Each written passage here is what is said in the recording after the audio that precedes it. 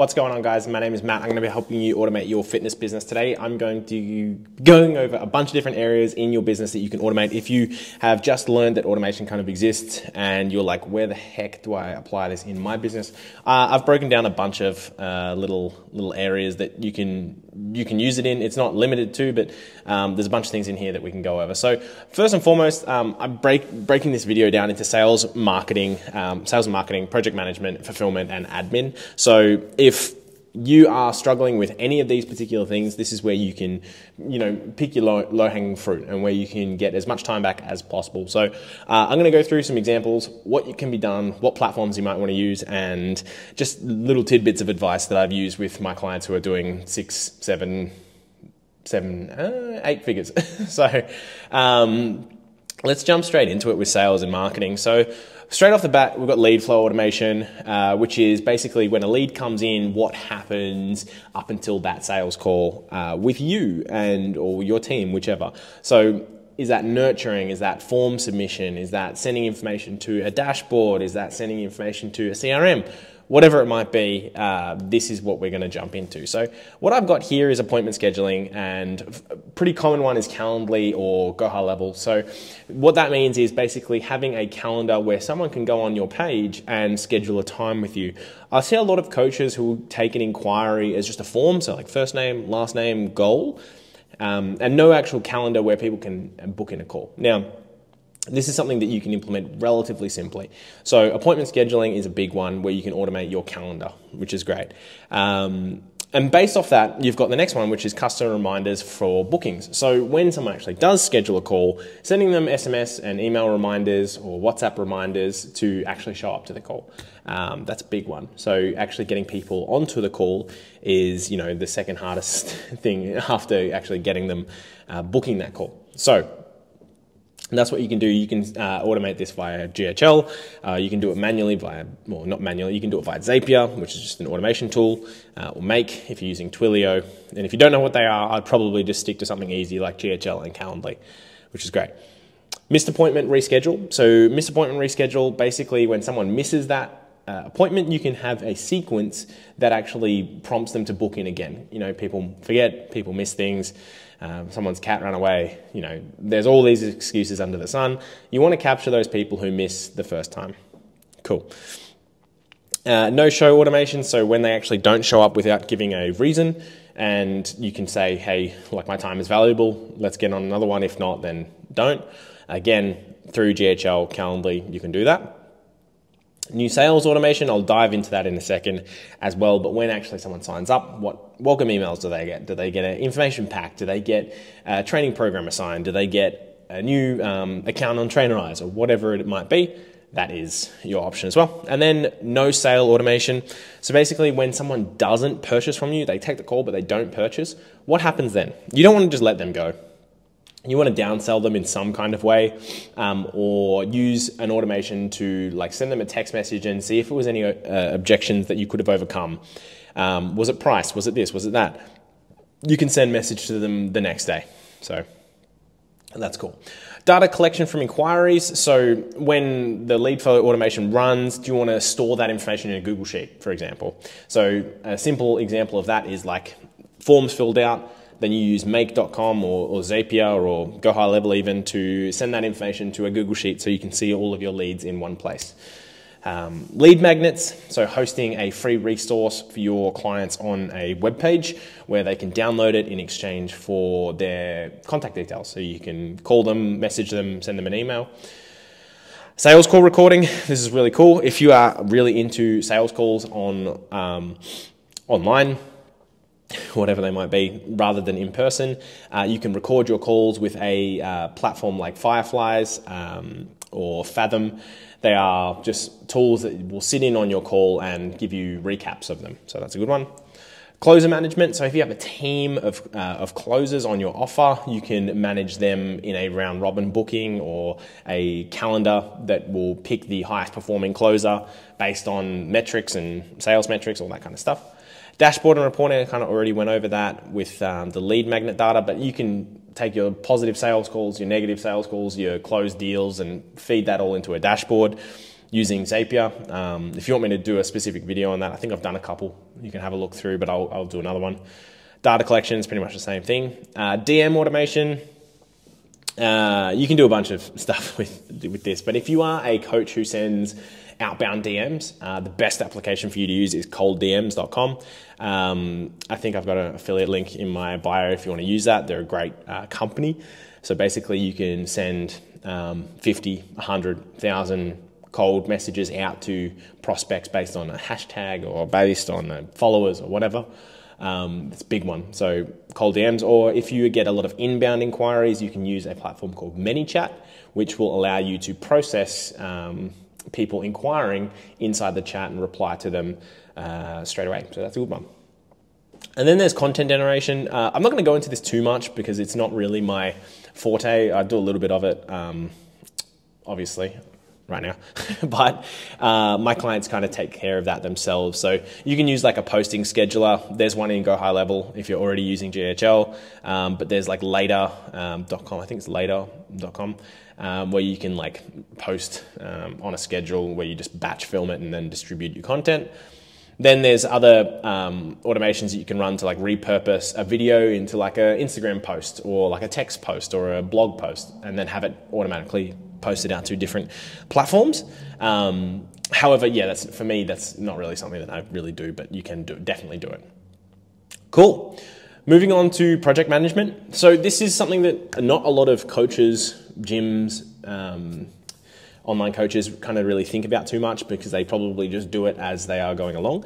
However, if you are someone who's looking to evolve your business and you've kind of made it past just the you stage, so you've got a couple of employees and you are working on things internally, project management is something that you're going to need to consider. So just say, for example, you wanted to introduce a new platform. Say you're going to go from TrueCoach to Trainerize. You should build that in phases into like a project management tool so you can track what's been done, right? So business improvements, new internal projects, new platforms. You can automate a bunch of this in terms of like your CRM. So like when one stage is completed, then notify X, Y, Z.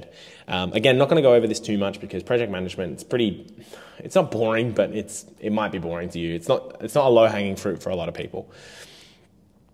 Fantastic. Moving on to fulfillment. So fulfillment is post-sales call. So if you think of it as if like creating a new client in Trainerize or distributing a new training program with Google Sheets, calculating someone's macros based on the Harris-Benedict method, you can automate all of this. And some coaches love this, some coaches hate it. Some coaches think that it takes away from the personalization of training. Me personally, I just think I know 90% of this industry copy and paste their training programs, and the real deliverable is actually getting people results. So just kind of, I'll meet you where you are, but I have opinions on this. Fantastic. So breaking this down, we have onboarding of clients. So setting up workflows to create clients on Trainerize. You can use Zapier. You can do this with custom code. You can do this with make.com. Adding clients to relevant groups. If you have a specific group that people get into when they join with you on Trainerize, for example, like a town hall, then add everyone to that group. Contract delivery.